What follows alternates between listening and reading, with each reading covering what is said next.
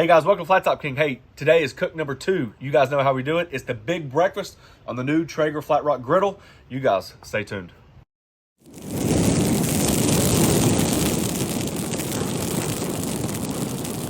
So this is the deal. A little under the weather today, that's fine. I'm gonna push through it. Sorry my voice is so annoying versus normally.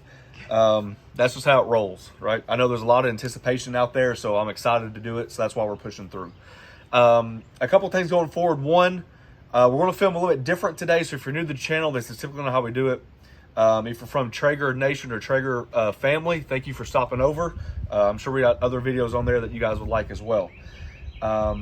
We will be removing the hood to film after this film. So just let you guys know. So you're like, hey, what happened? Is it the same? Yes, the only difference is when we remove the hood, we're allowed to cook in a different way. Since I'm right-handed, I like to go left to right, and this puts me in a whole different filming idea, and I don't like going from right to left instead of left to right. So we'll be taking the hood off only for filming purposes. All right, so this is the deal. You guys know that we love our pancake muffin mix style pancakes. My daughter wanted birthday cake. Shame on her. So we got that made up. I'm gonna add a little chocolate chips just because I love her. And then we've got the traditional sausage and bacon we're throwing down, hash browns, pick any hash browns of choice. And then we'll be doing all kinds of eggs, anything from like over medium to omelets to scrambled. The point of this video is temperature zones.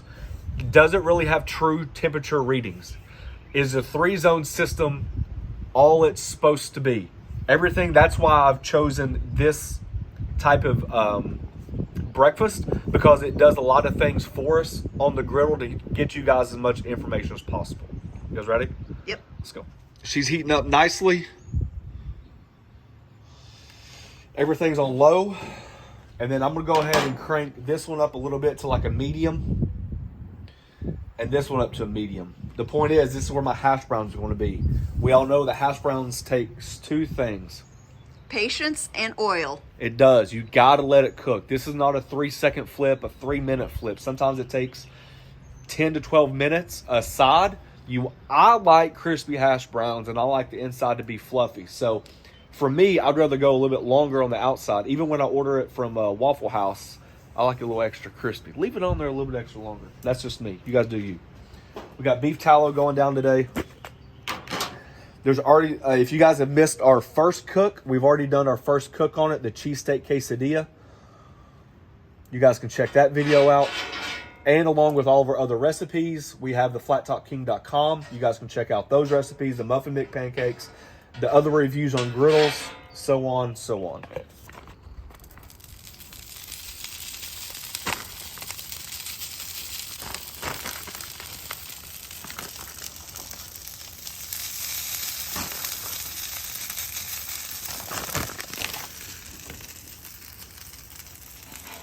So using beef tallow today instead of oil. Just honestly, I'm just trying to get rid of it. I wanted to like it a lot, the beef tallow. I just don't think it's that flavorful. Don't notice the difference I don't. between that and oil, really? I'd rather stick to avocado oil. While our hash browns are cooking, I'm just going to take the time to go ahead and put some butter down. I'm going to get our vegetables started. I can always move those off the heat if needed. A little salt and pepper on these. Ooh, that's windy. Here, let me. Yeah.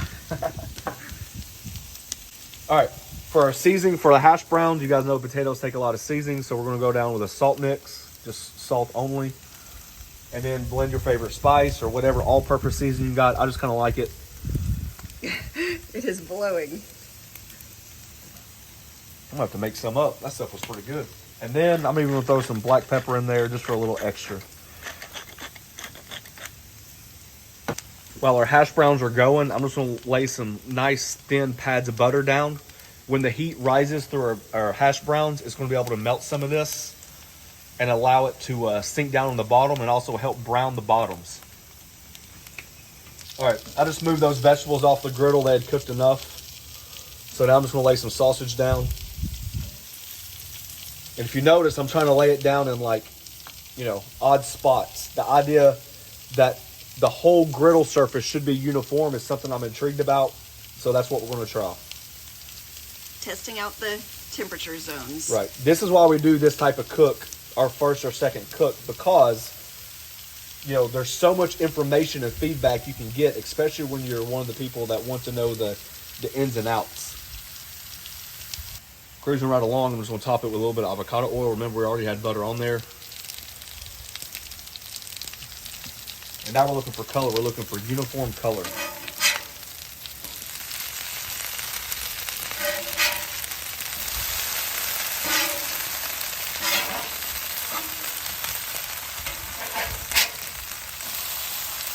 See how much lighter color that is versus this one?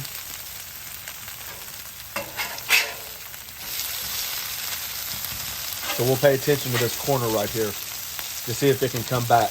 Maybe the hash browns wasn't flattened enough, but this, and this is pretty uniform.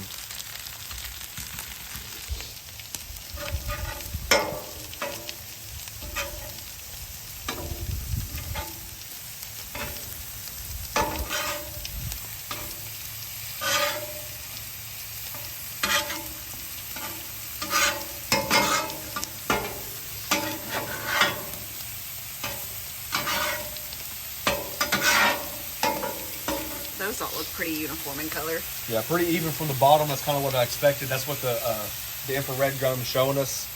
We're just going to start throwing in some bacon, starting to get that cooked off different places. All right, you can see our bacon's getting pretty close to flip on the first side. The reason why you would put bacon down here, especially on the initial cook or something like that, because you're learning your hot zones, I'm trying to see if this piece of bacon right here cooks in the middle as even as it cooks on the bottom. So that's the whole idea of like learning your griddle.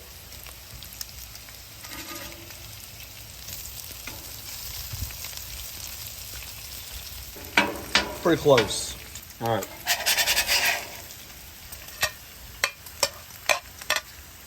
Checking out the color.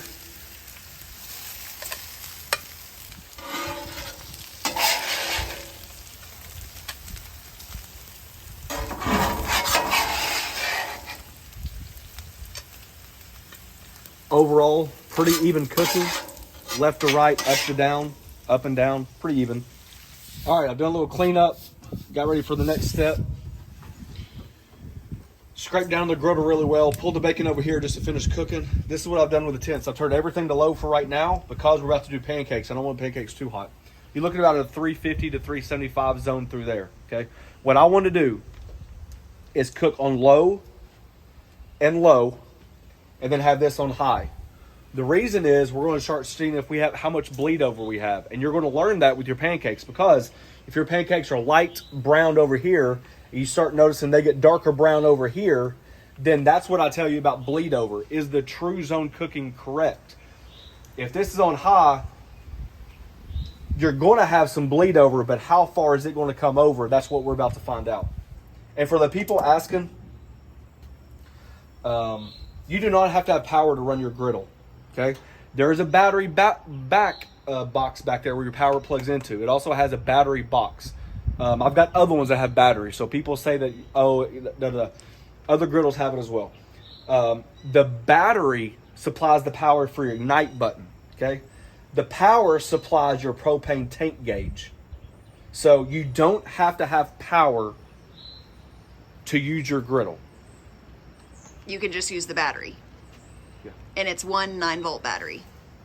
All right, here we go. I'm going to draw a line about, separate these two right in the middle. Remember, this is on high. This is on, supposed to be on low. This is on low and low.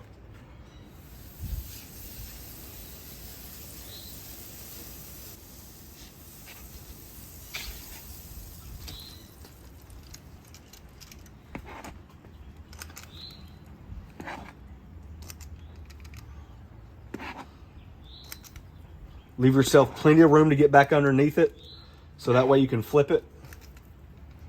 So these, for those of you all that don't know, it's kind of like a cross between a muffin and a pancake. We love them. I think they're fantastic. Tons of flavor, and you can change the flavor. My kids really like the chocolate chips. We've done strawberry shortcake, strawberry cheesecake. They're so easy Apple cinnamon. They're so easy that I can make them. Oh, they don't even want to know about that. And let's go a little bit lower on the griddle too to see how close to the bottom that browning is. We'll skip one. Not even enough time to turn the pancakes yet. We're shooting like mid 500s, 525. Wow. That was pretty fast heat adjustment. And then here it's about 380 and about 380. So what that tells me is you might have bleed over, but the width of the bleed over seems like it's going to be minimized. So the idea of the zone cooking, I can now start seeing it. How much it comes over is just going to probably vary greatly. But so far, that's pretty promising already, because it hasn't been long. And already that's at 500 and that's at 380. Excuse my bacon. Yeah, and that stayed at low the whole time through the bacon and through the sausage. So it definitely has a rapid response. All right, we're pretty close. You ready? Yep. All right, so we drop these first.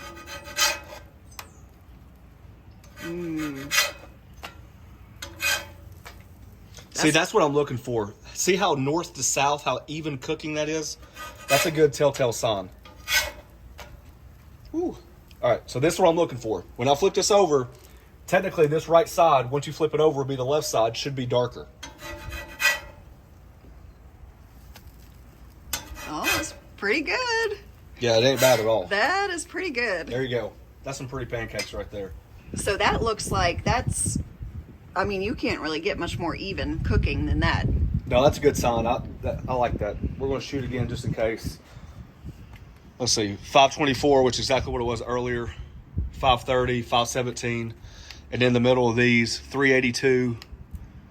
And then 380. So. Wow, that's good. So we're talking about nuts and bolts.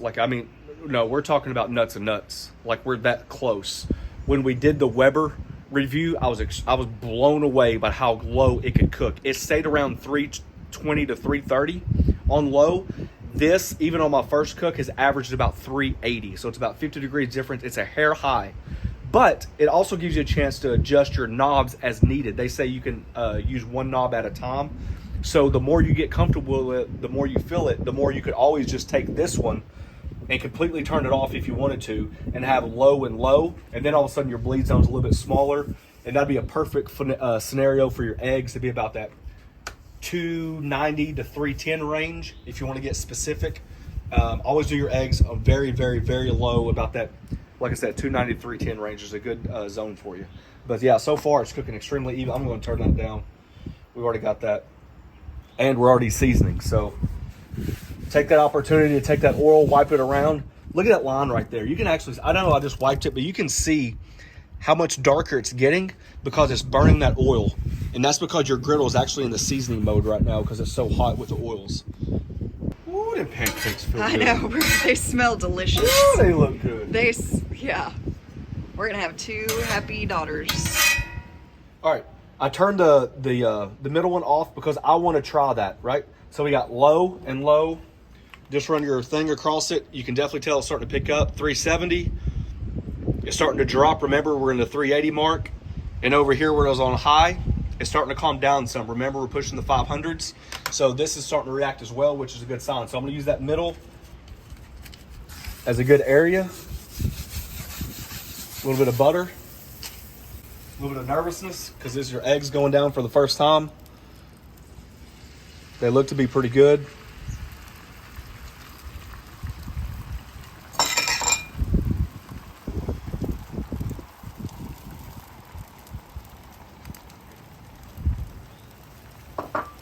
Crumble some bacon, some sausage.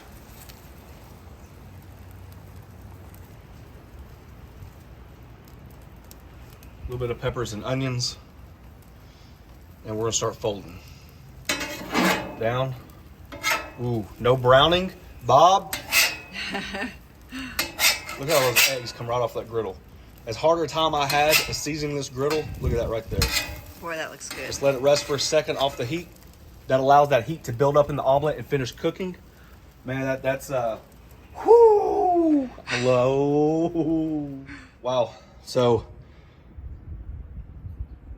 320, which is absolutely the sweet spot. Low 200s, mid 200s, and then back up to the low 300s.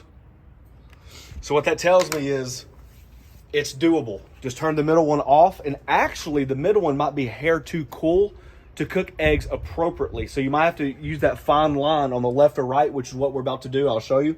Instead of just using the middle to cook your eggs, go ahead and cheat a little bit and have some of that heat.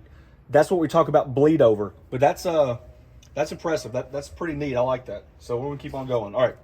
So my wife's gonna do a 3-egg omelet. She's got goat cheese in it. We're about to put some peppers and onions in there. You can always tell how hot your griddle is by the way your butter reacts.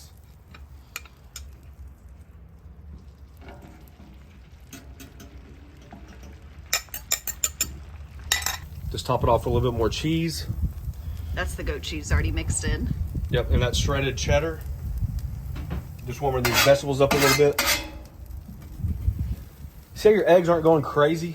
You're allowing them to cook from the bottom up versus rushing it, having brown eggs and all that stuff.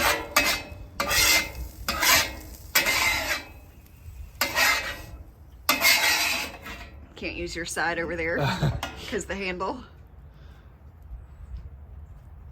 Everybody says I should get wind guards for my griddles, and typically I don't need them because we're protected from the wind. This might be one of the very few times I take everybody's advice. Go get some wind guards just to see if it helps cover that hole.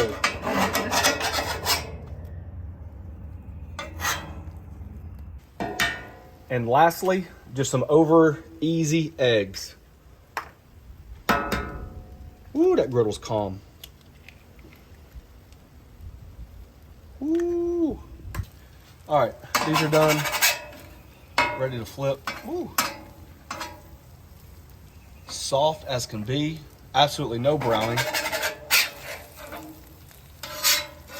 Dang it, would you? Get out of your way. It's sliding around so much. It's that good griddle seasoning, honey. All right, guys, there you go. That's how you do the big breakfast on the Traeger Flatrock Griddle. I think we learned a lot more today than we did yesterday. Yesterday was very quick. Not a lot of zone management. I think today overall, I'm a lot more pleased. I'm a lot more up in the air, excited about it again. I was worried about the seasoning, the whole process. It seems like it reacted very well today. It's definitely taken a while to get there. This is not something that just takes 4 coats and goes. But I think as you can see right here, our eggs responded absolutely beautifully. The hash browns got crunchy. They were even cooking on the vegetables. I mean, on the meats, and then even our dang fluffy pancakes. You guys can see how even they cooked. And the birthday cake muffin mix is that could be the secret. That's really good. But you also got your chocolate chips in there though too, so you're kind of like double dipping. I will experiment. I know, like I said, I'm really not a big fan of the holes being on the side. Maybe we'll get one of those, like I said, those wind guard things, those bench cutters from the Dollar Tree store, see if that helps. And then once we flip it around, I'll be a lot more comfortable. I can move to the right a little bit more and not use that grease trap right there while she's filming. Oh, you mean when we take the hood off? Yeah. And then we're going to turn it around? Yeah, because it allows me to have a little bit more left or right freedom. When you film me from that side, it kind of restricts what I can do. Anyway, but I mean, I think it's from the first impression was like through the moon, like over a 10. Yesterday was kind of like in the medium. I was like, golly, I hope. So a great anticipation for it. And today, I was really pleased. Hot, medium, cold, or light. It really reacted well to temperatures. And I think that's all you can ask for. There you go, guys. Hey, we have a membership down below. It's the join button. Just check that out. If you've done that, thank each and every one of you for taking time for doing so. Check us out on the Griddle Group on Facebook. It's where we talk about griddles. The Traeger is the hot name right now. We got the Weber, the Pit Boss, and the Blackstone. Thanks for watching. Don't forget to press that subscribe button, pound the notification button, share it with friends. Peace.